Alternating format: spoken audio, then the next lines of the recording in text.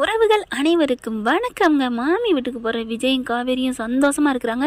நினைவுகள் வருதோ வரலையோ, ஆனால் விஜய் காண்டி காவேரி தன்னோட சொர்க்கத்தையே அவங்களுக்கு கொடுக்குறாங்கன்னு சொல்லலாம். அவ்வளோ ஒரு சந்தோஷத்தை கொடுக்குறாங்க.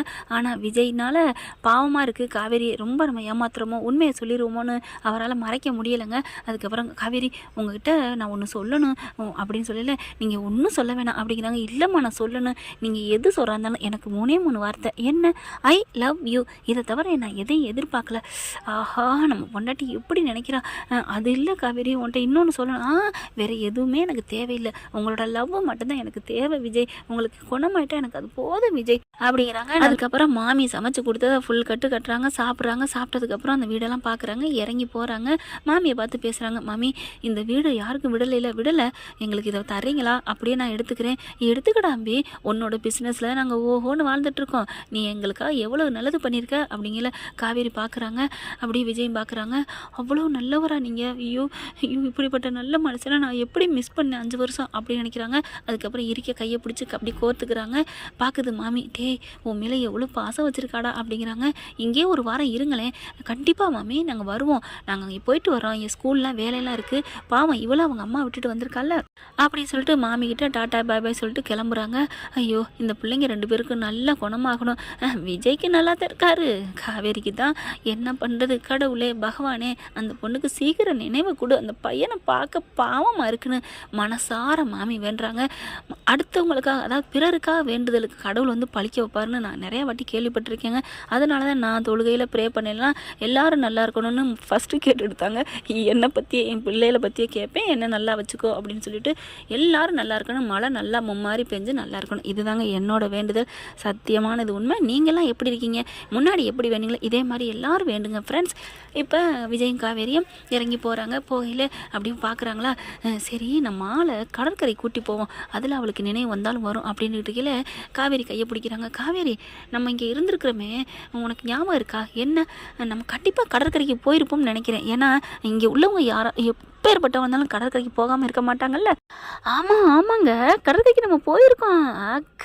அக்கா மக்கா அடிச்சாடா, அந்த பல்ட்டி நான் புள்ளி தான் லைட்டாக வச்சேன், இவன் 138 புள்ளி வச்சு பெரிய பூக்கோளம் மாக்கோளம் போட்டாலே. என்ன விஜய், என்ன பார்க்குறீங்க? நிஜமாவா காவேரி, நம்ம போயிருக்கோமா?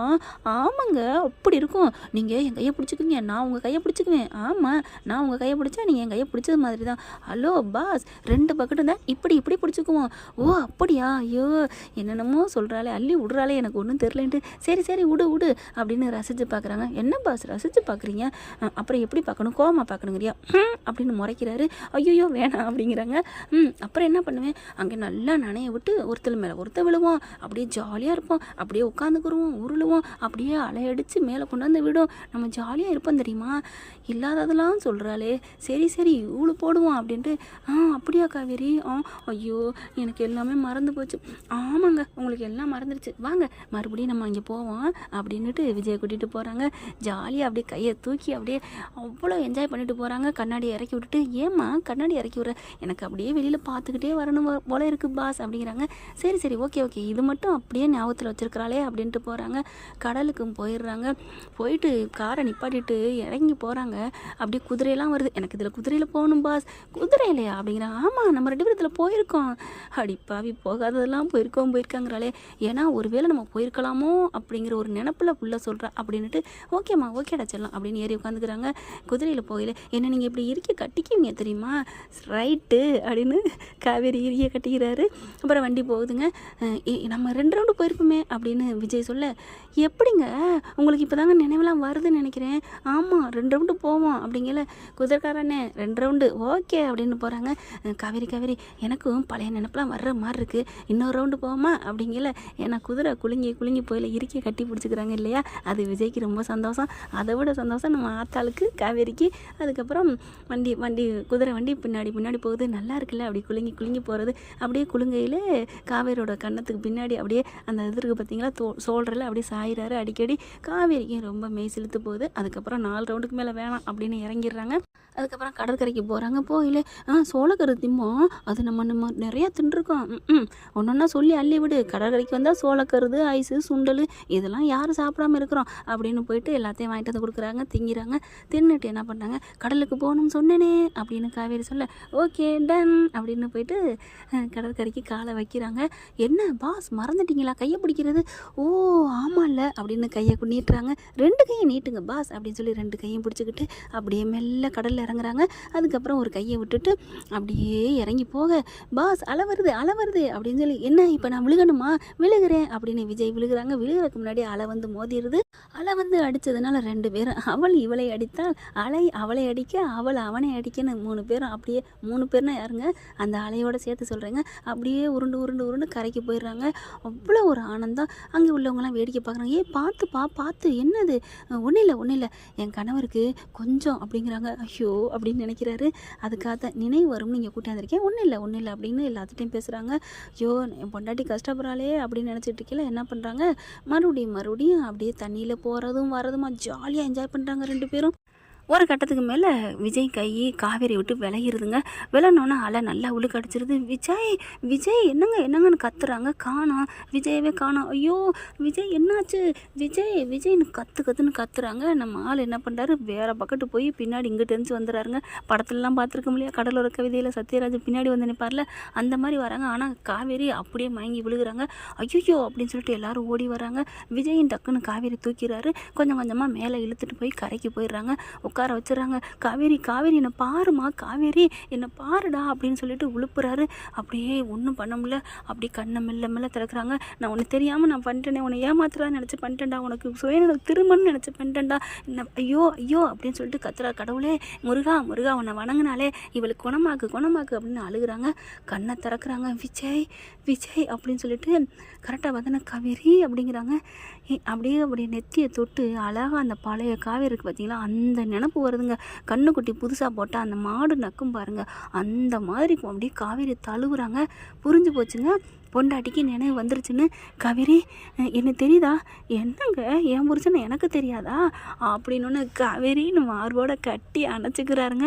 எல்லாரும் பார்க்குறாங்க. என்னாச்சு அப்படிங்கிறாங்க. கடவுளே என் கோரிக்கை இப்போவே நடத்தி காமிச்சிட்டியே கடவுளே அப்படின்னு சொல்லிட்டு கட்டி அணைச்சிக்கிறாங்க. ஏங்க என்ன ஆச்சு அப்படிங்கிறாங்க. என்னடா நீ 5 வருஷம் சுயநினைவே இல்லாமல் இருந்தில்ல, இப்போ உனக்கு நினைவு வந்துருச்சுடா அப்படிங்கிறாங்க. அப்படியா அப்படிங்கிறாங்க. என்னம்மா ஞாபகம் இருக்கா அப்படிங்கிறாங்க. அப்படியே வயிற்றுலாம் தடவி பார்க்குறாங்க. குழந்தை அப்படிங்கிறாங்க. ஐயோ என் பொண்டாட்டிக்கு ஞாபகம் வந்துருச்சு அப்படின்னு கத்துறாரு விஜய். காவேரி உடனே கிளம்பு வா, குளிச்சுட்டு ஹாஸ்பிட்டலுக்கு போவோம் அப்படின்னு சொல்லிட்டு இருக்காங்க. அப்படியே எனக்கு ஒரு மாதிரியாக வருது பாஸ் அப்படிங்கிறாங்க.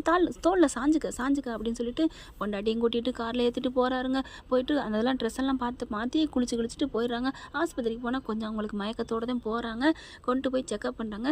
சூப்பர் சார், உங்கள் ஒய்ஃபுக்கு நினைவு திரும்பி இருந்தால் எனக்கு தோணுது. கொஞ்சம் விட்டது மாதிரி இருக்கலாம், ஆனால் மற்றபடி உங்களை யாருன்னு தெரிஞ்சிருச்சு, எல்லாம் நினைவு வந்துடும். இப்போ நடந்துக்கிட்டு இருந்தது அதுவும் வந்துருங்க அப்படிங்கிறாங்க.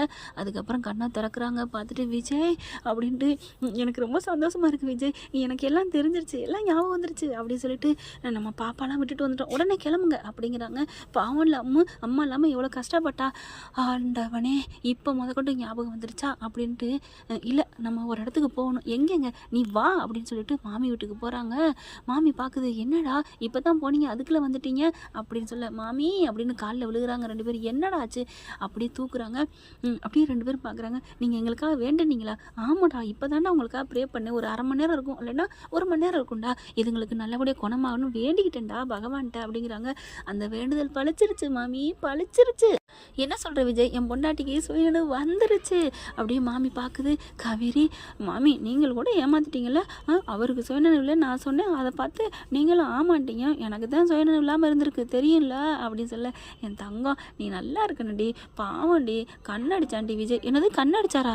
என்னடா ஐயோ ஆரம்பிச்சிட்டாங்களே அப்படின்னு பார்க்க, ஏய் சும்மா சொன்னடி, அப்படி அந்த கண்ணு வேற தெரியும் மாமி, நானும் சும்மா தான் அவனை கிண்டல் பண்ணேன், பழைய காவேரி பந்தாவை காமிக்கணும்ல அடிப்பாவி அப்படிங்கிறாங்க. அதுக்கப்புறம் போ உன் பிள்ளைய பார்க்கணும்ல, வர மாமி பிள்ளையெல்லாம் கூட்டிகிட்டு ஒரு நாளைக்கு வர்றான், வாடா அம்பி அந்த ரூம் உனக்கு தான், என்னைக்கு வேணாலும் இங்கே தான் இருக்கலாம் அப்படிங்கிறாங்க. தேங்க்யூ மாமின்னு கன்னத்தில் எடுத்து இப்படி முத்தம் கொடுக்க அப்படின்னு காவேரி முறைக்க, இல்லை காவேரி போடா என்கிட்ட பேசாதடா அப்படின்னு சொல்லிட்டு முன்னாடி போக, மாமி அப்புறம் அப்படின்ட்டு வராங்க. அப்புறமா வா அப்படின்ட்டு போகிறாங்க. நீ முன்னாலே போனால் நான் பின்னாலே வர வேண்டிய செல்லா குட்டின்னு விஜய் பின்னாடியே ஓடி வராங்க. என்ன ஃப்ரெண்ட் எப்படி போனால் நல்லா தானே இருக்கும், பார்க்கலாம். தேங்க்யூ.